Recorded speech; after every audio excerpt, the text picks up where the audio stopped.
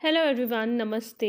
तो आज मैं आप लोगों के लिए लेके आई हूँ जून के करंट अफेयर्स। ये वीडियो आपके एग्ज़ाम के लिए बहुत ज़्यादा इम्पॉर्टेंट है क्योंकि ये यूपीएससी को ही मद्देनज़र रखते हुए मैंने बनाए हैं।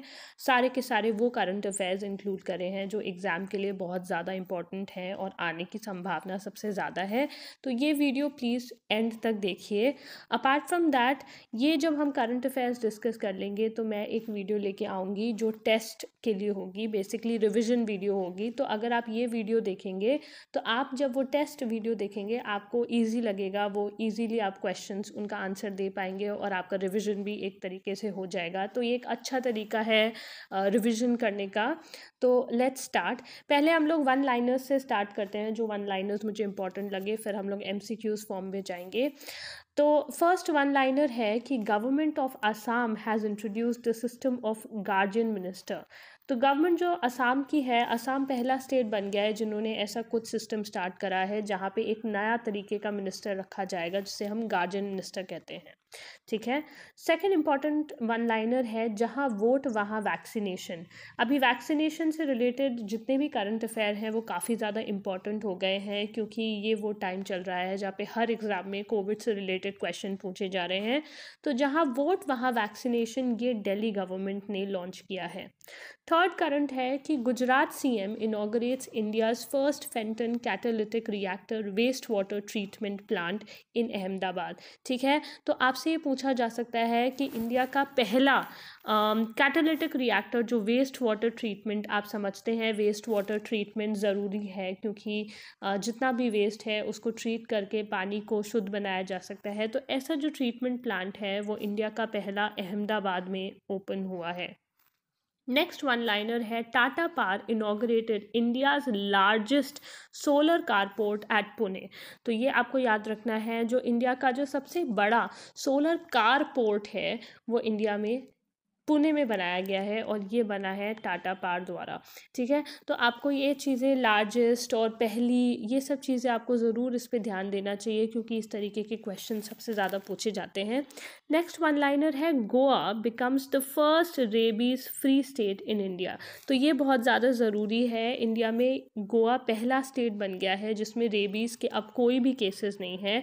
तो ये क्योंकि फर्स्ट है इसलिए ये बहुत ज़्यादा इंपॉर्टेंट बन जाता है। अब आप मुझे कमेंट सेक्शन में लिख के बताइए कि इंडिया का पहला ऑर्गेनिक स्टेट कौन सा है। ये अगेन बहुत ज़्यादा इंपॉर्टेंट हो जाएगा।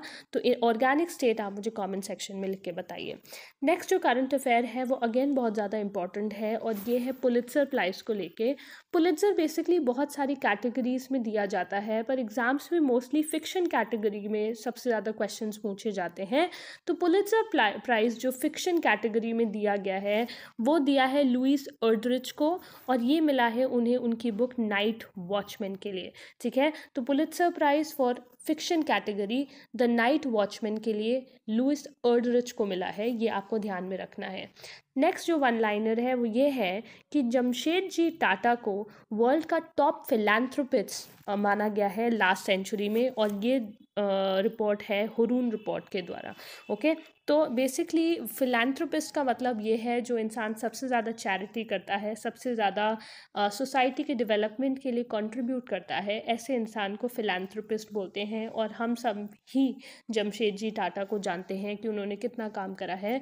तो जमशेदजी टाटा को वर्ल्ड का सबसे ज़्यादा टॉप का फिलैंथ्रोपिस्ट माना गया है पूरी की पूरी जो बीती हुई सेंचुरी है उसमें, और ये रिपोर्ट है हुरून रिपोर्ट। ठीक है। अब आप मुझे कमेंट सेक्शन में बताइए कि जमशेदजी टाटा का पूरा नाम क्या है। अगेन इस तरीके के क्वेश्चन इंपॉर्टेंट हो जाते हैं तो आप इसका आंसर ज़रूर दीजिए। चलिए अब चलते हैं एमसीक्यू फॉर्मेट के क्वेश्चंस की तरफ। बेसिकली ये बाइलिंगुअल लैंग्वेज में होंगे, यानी कि हिंदी और इंग्लिश दोनों लैंग्वेज में होंगे ताकि आपको आसानी हो। तो चलिए फर्स्ट क्वेश्चन डिस्कस करते हैं। फर्स्ट क्वेश्चन है Tata consultancy services TCS has opened it's first European innovation centre in dash. यानी कि टाटा कंसल्टेंसी सर्विसेज ने डैश में अपना पहला यूरोपियन नवाचार केंद्र खोला है। तो इसका आंसर है एम्स्टरडैम। एम्स्टरडैम कैपिटल है नेदरलैंड्स की। आप मुझे बताइए कि नेदरलैंड्स कौन से कॉन्टिनेंट में एक कंट्री है। ठीक है, नेक्स्ट क्वेश्चन है, who has been awarded with WHO director general special recognition award for his efforts in tobacco control. यानी कि तंबाकू नियंत्रण में उनके प्रयासों के लिए WHO महानिदेशक विशेष मान्यता पुरस्कार से किसे सम्मानित किया गया है। तो इसका आंसर है हर्षवर्धन। हर्षवर्धन आप जानते हैं यूनियन हेल्थ मिनिस्टर हैं, तो अगेन ये बहुत ज़्यादा इंपॉर्टेंट पर्सनैलिटी है, तो आप इनको ध्यान में रखिए। नेक्स्ट क्वेश्चन है, as per the Centre for World University Rankings which institute is best in India. अब ये जो क्वेश्चन है ये एग्ज़ाम के लिए बहुत ही ज़्यादा इंपॉर्टेंट है, आप इसे वेरी इंपॉर्टेंट मार्क कर लीजिए क्योंकि ये यूनिवर्सिटी एजुकेशन को से रिलेटेड है और ये वर्ल्ड की रैंकिंग की बात हो रही है। तो इंडिया का यानी कि ये क्वेश्चन पूछ रहा है कि Centre for World University Ranking के अनुसार भारत में कौन सा संस्थान सर्वश्रेष्ठ है। तो इसका आंसर है IIM Ahmedabad. Basically IIM Ahmedabad की जो रैंकिंग है इस रिपोर्ट में वो आई है 415th, यानी कि हमें एजुकेशन सेक्टर में अभी बहुत ज़्यादा काम करने की ज़रूरत है। और इसी रिपोर्ट के हिसाब से जो फर्स्ट इंस्टीट्यूट है, जो पहले नंबर पे जो इंस्टीट्यूट है वो है हार्वर्ड, और सेकंड नंबर पे जो इंस्टीट्यूट है वो है MIT यानी कि Massachusetts institute of technology. Okay, तो ये क्वेश्चन बहुत ज़्यादा इंपॉर्टेंट है। IIM अहमदाबाद जो इंडिया का है वो वर्ल्ड यूनिवर्सिटी रैंकिंग्स में भारत का सर्वश्रेष्ठ संस्थान माना गया है। नेक्स्ट क्वेश्चन अगेन मैं इसका आंसर आपको बता चुकी हूँ। As per the Centre for World University Rankings which institute has topped the ranking globally. यानी कि Centre for World University Ranking के अनुसार विश्व स्तर पर रैंकिंग में किस संस्थान ने शीर्ष स्थान हासिल किया है। तो ये हम ऑलरेडी देख चुके हैं, ये हासिल किया है हार्वर्ड यूनिवर्सिटी ने। नेक्स्ट क्वेश्चन है, World Milk Day by the Food and Agricultural Organization of the United Nations is observed on.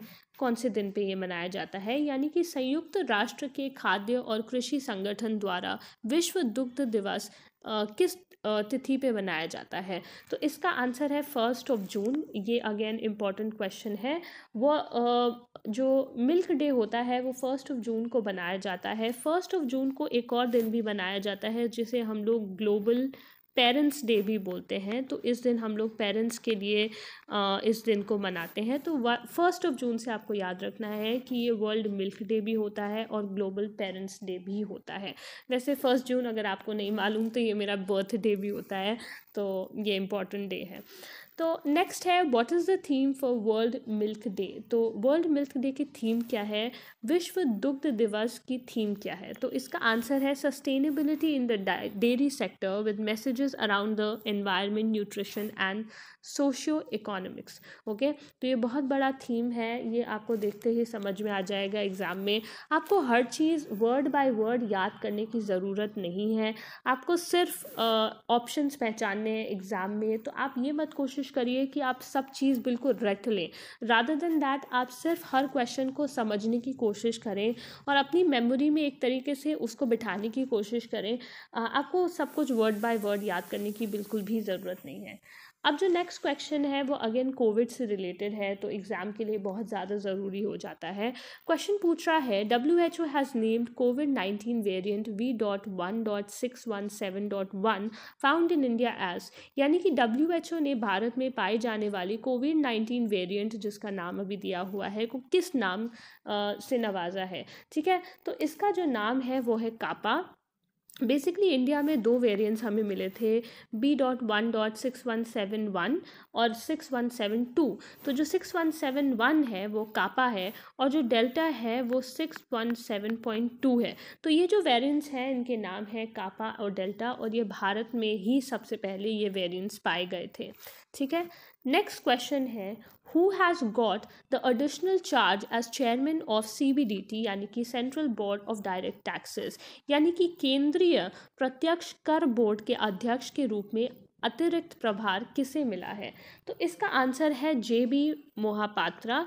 Basically JB Mohapatra को प्रमोद चंद्र मोदी के सक्सेसर के रूप में इन्हें यहाँ पे अपॉइंट किया गया है। पहले इस पोस्ट पे PC मोदी जी थे, अब इस पे JB मोहापात्रा है।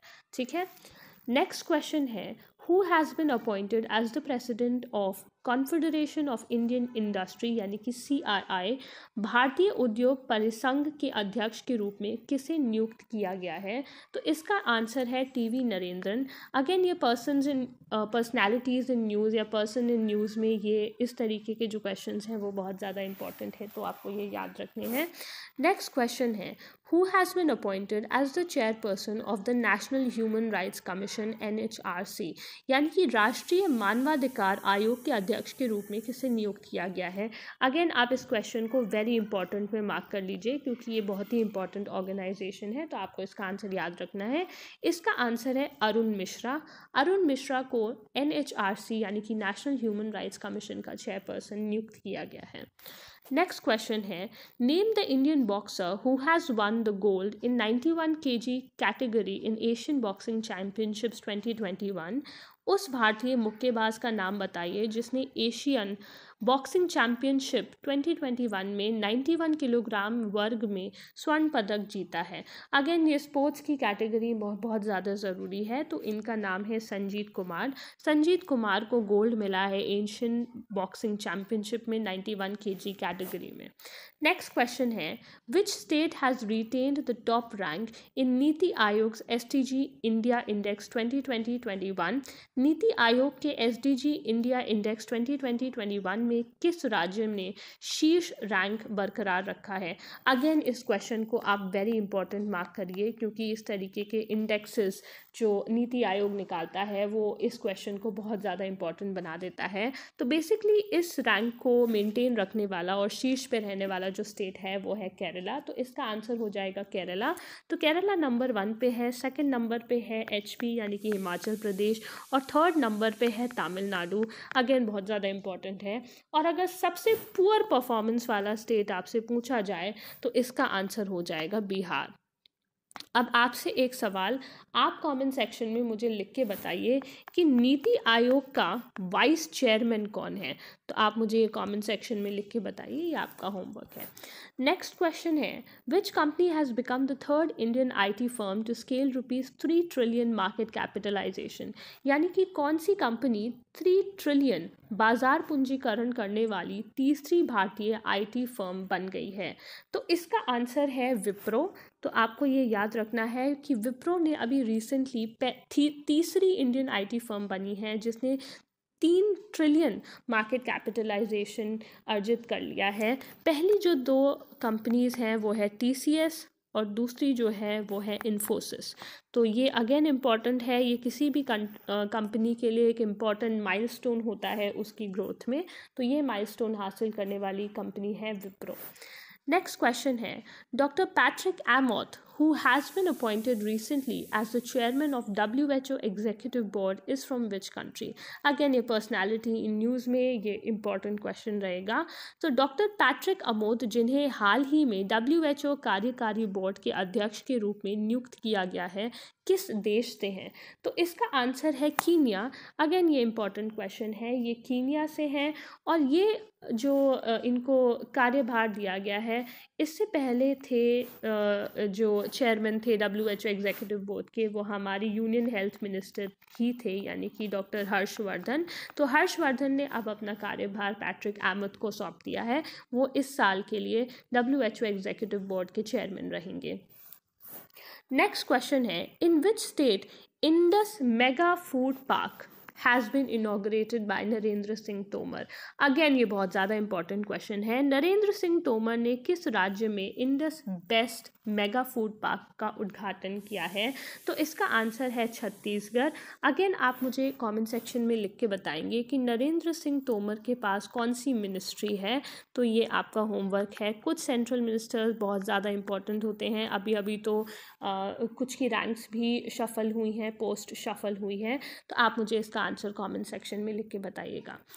नेक्स्ट क्वेश्चन है, India has brought forward the target of 20% ethanol blending in petrol to dash. Bharat ने पेट्रोल में 20% इथेनॉल मिश्रण के लक्ष्य को इस साल तक आगे लाया है।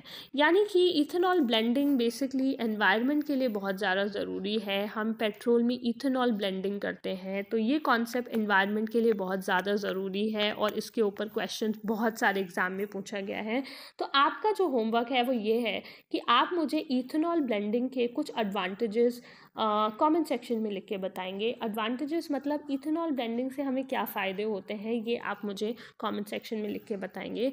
तो ये जो टारगेट है कि हमें 20% इथेनॉल ब्लेंड करना है पेट्रोल में, ये ला दिया गया है 2023 तक, यानी कि 2023 तक हमें पेट्रोल में एटलीस्ट 20% इथेनॉल की ब्लेंडिंग करनी है।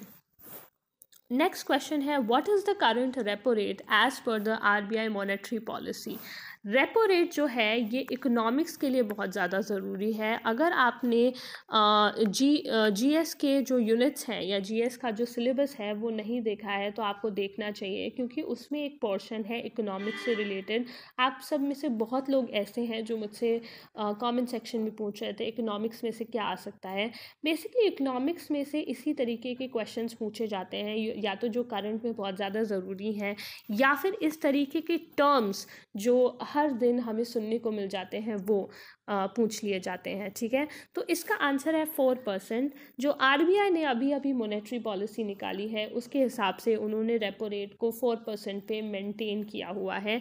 अब आप मुझे कमेंट सेक्शन में लिख के बताइए कि रेपो रेट और रिवर्स रेपो रेट के बीच में क्या अंतर होता है। ये आपका होमवर्क है, और अगर आपको इसके बारे में नहीं मालूम है तो आप इसके बारे में ज़रूर पता करिए, क्योंकि ये बहुत ही कॉमनली आस्क्ड क्वेश्चन है किसी भी इकोनॉमिक्स की फील्ड में।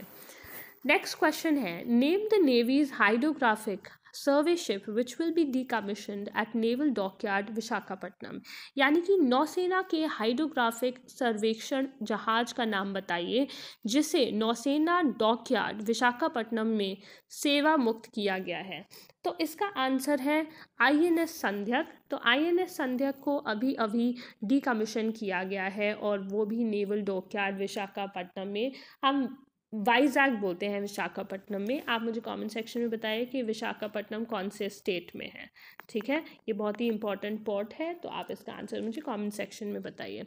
और ये जो INS संध्यक है इसको 40 ईयर्स हो गए थे, तो 40 ईयर्स पूरे करने के बाद इसे डीकमीशन कर दिया गया है।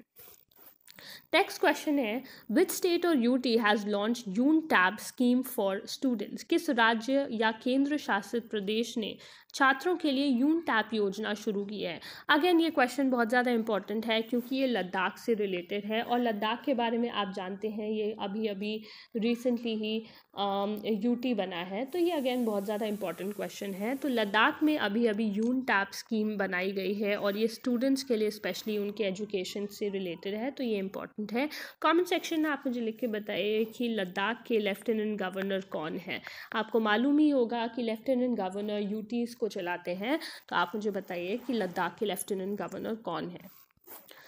नेक्स्ट क्वेश्चन है, which of the following country has signed an executive order banning countries entities from investing in 59 Chinese companies. यानी कि निम्नलिखित में से किस देश ने 59 चाइनीज़ या चीनी कंपनियों में निवेश करने से देश की संस्थाओं को पर प्रतिबंध लगाने वाले एक कार्यकारी आदेश पर हस्ताक्षर किए हैं।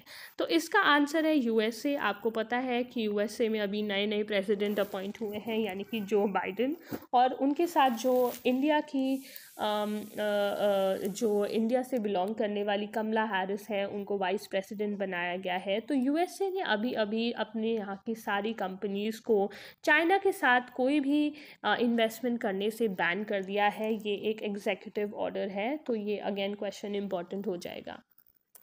नेक्स्ट क्वेश्चन है, who has become the first French winner of international Booker price इन 2021।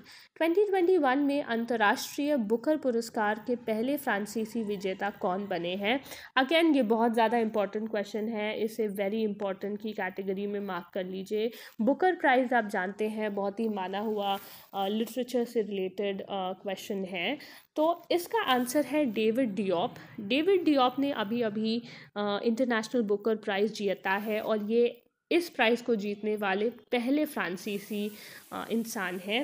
इनकी जो बुक का नाम है, बेसिकली इनकी जो बुक है वो फ्रेंच लैंग्वेज में है, इसे इंग्लिश में ट्रांसलेट किया गया है। तो इसका जो टाइटल है वो है at night all the blood is black. तो ये इनकी बुक का टाइटल है, at night all the blood is black, और इसी बुक के लिए इनको इंटरनेशनल बुकर प्राइज़ दिया गया है 2021 के लिए। नेक्स्ट क्वेश्चन है who has one the international business book of the year award. Again इसको वेरी इंपॉर्टेंट क्वेश्चन मार्क कर लीजिए।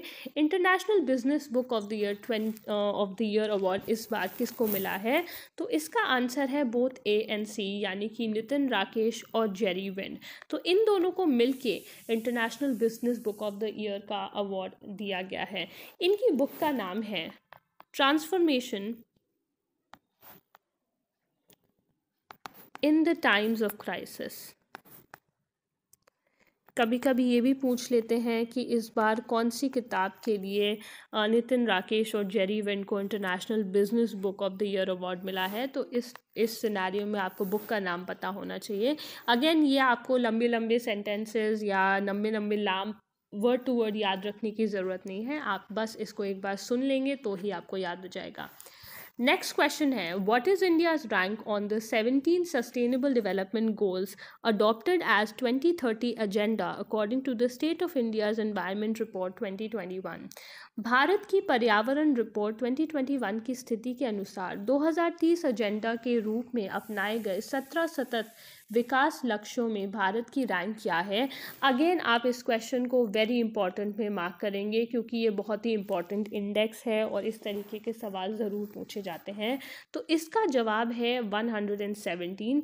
इंडिया की रैंक जो है वो सस्टेनेबल डेवलपमेंट गोल्स के जो रैंक है वो है 117वां। अब आप मुझे कमेंट सेक्शन में बताइए कि सस्टेनेबल डेवलपमेंट जो गोल है वो 17 है, पर टारगेट कितने हैं?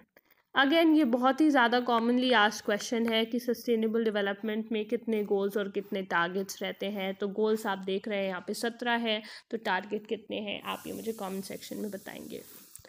नेक्स्ट क्वेश्चन है what was the theme for the world environment day 2021, यानी कि विश्व पर्यावरण दिवस 2021 की थीम क्या थी? तो इसकी थीम थी इकोसिस्टम रेस्टोरेशन। ओके, अगेन ये क्वेश्चन बहुत ज़्यादा ज़रूरी है। आप जानते हैं कि वर्ल्ड एनवायरनमेंट डे जो है वो 5 जून को मनाया जाता है हर साल। 2000 से हम लोग ये जो दिन है वो वर्ल्ड एनवायरनमेंट डे के रूप में मनाते हैं। तो इसका जो थीम था इस साल का वो था इकोसिस्टम रेस्टोरेशन। और एक बात मैं और बता दूं कि इस साल जो वर्ल्ड एनवायरनमेंट डे का जो होस्ट था वो हमारी नेबरिंग कंट्री है, यानी कि पाकिस्तान। तो इस बार वर्ल्ड एनवायरनमेंट डे को होस्ट करने वाली जो कंट्री थी वो थी पाकिस्तान। ये दिन मनाया जाता है 5 जून को और इस बार इसकी थीम थी इकोसिस्टम रेस्टोरेशन।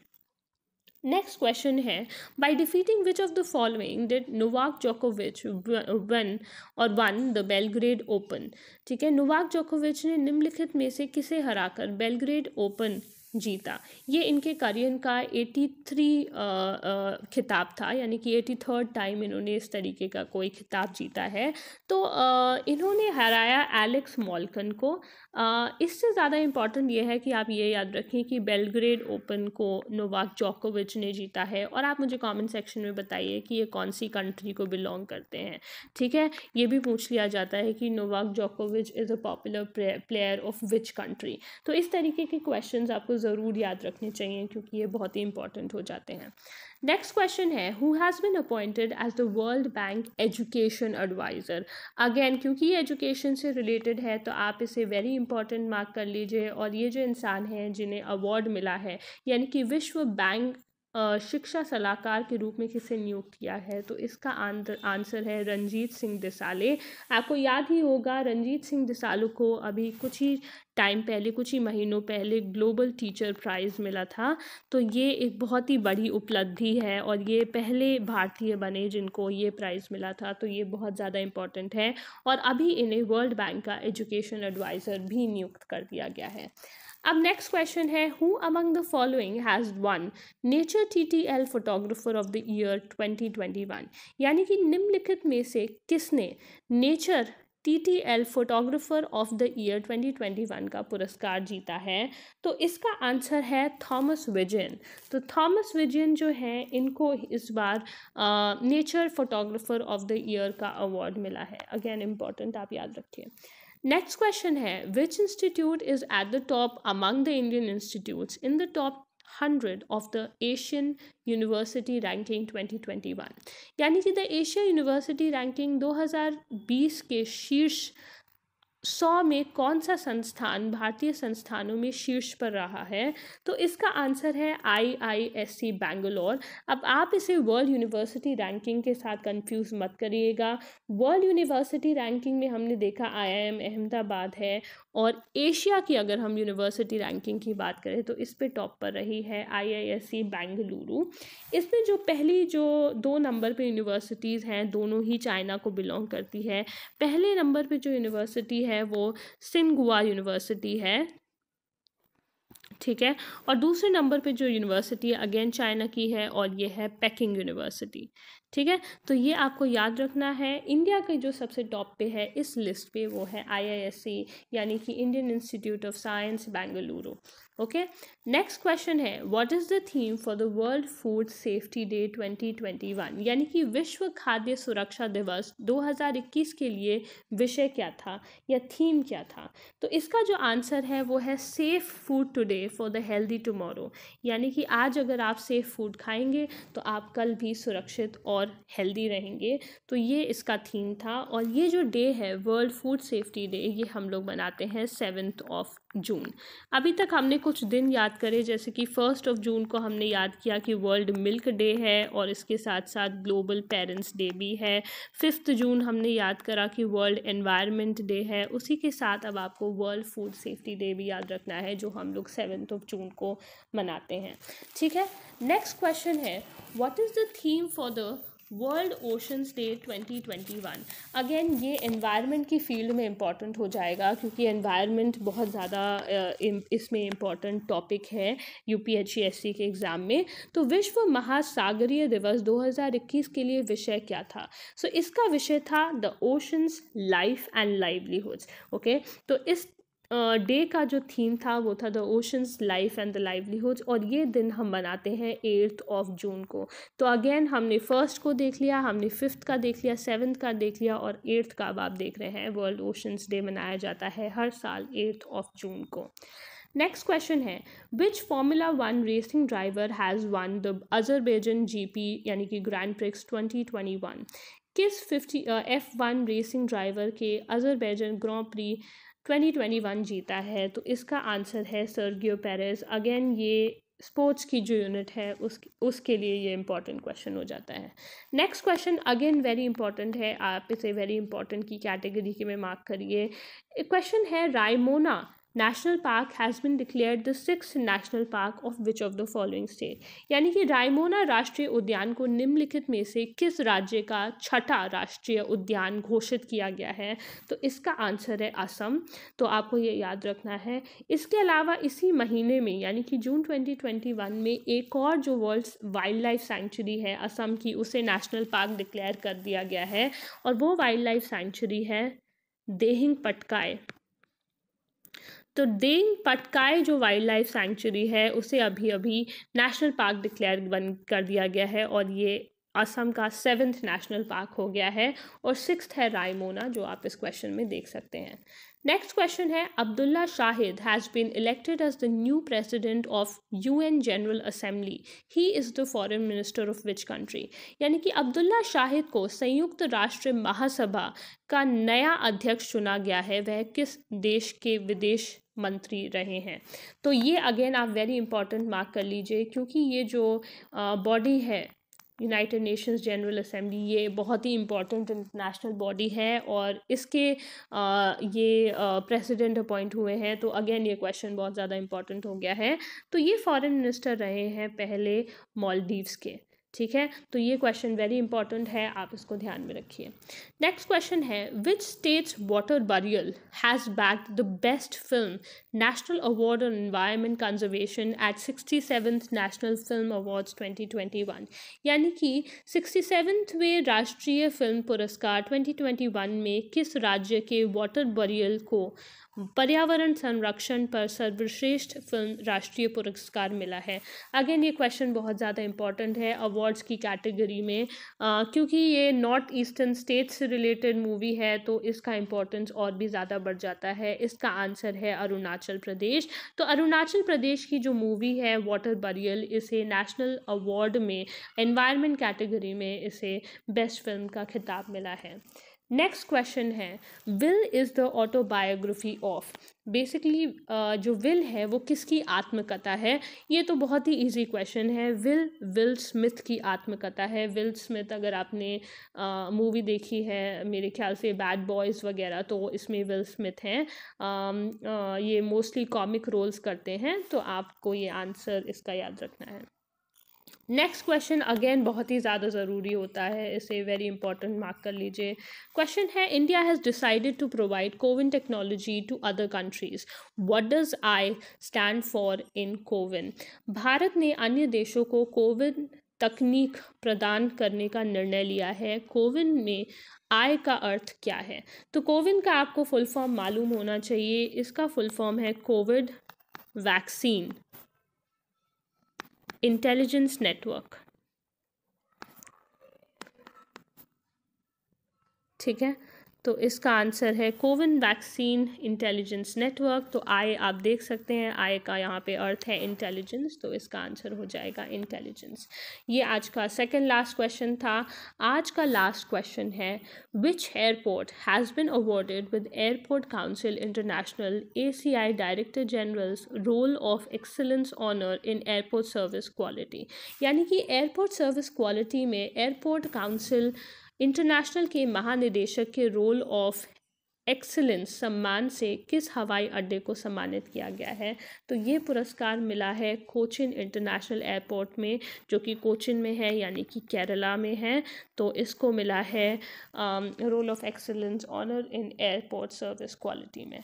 तो ये थे आज के सारे करंट अफेयर्स। ये पहला ही पार्ट है जून 2021 का। इसके अलावा मैं और भी मेरे ख्याल से शायद एक और वीडियो इसमें लगेगी, या अगर वो वीडियो ज़्यादा लंबी बनती है तो मैं इसको 3 पार्ट्स में डिवाइड कर दूंगी।